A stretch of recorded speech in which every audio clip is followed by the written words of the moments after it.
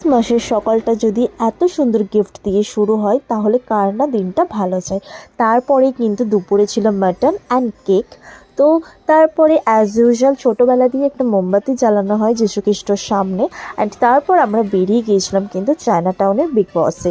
তো সেখানে বেশ ভালোই ভিড় ছিল, অনেকক্ষণ ওয়েট করার পর ফাইনালি আমরা সিট পেলাম এবং ভীষণ লাইটের কমে ভিডিওগুলো এমন লাগছে ভিতরের জন্য।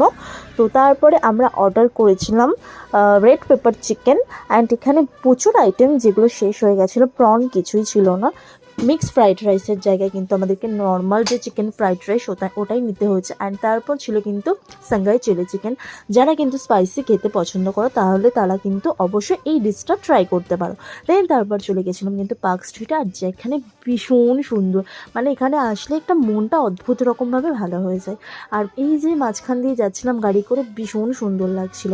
তো যাই হোক, দিনটা কিন্তু আমার এভাবেই কাটলো। তোমাদের কেমন কাটিয়েছে অবশ্যই কিন্তু একবার জানিও। তো চলো বাই, সবাই কিন্তু ভালো থেকো, সুস্থ থেকো। Merry Christmas, merry merry Christmas, by.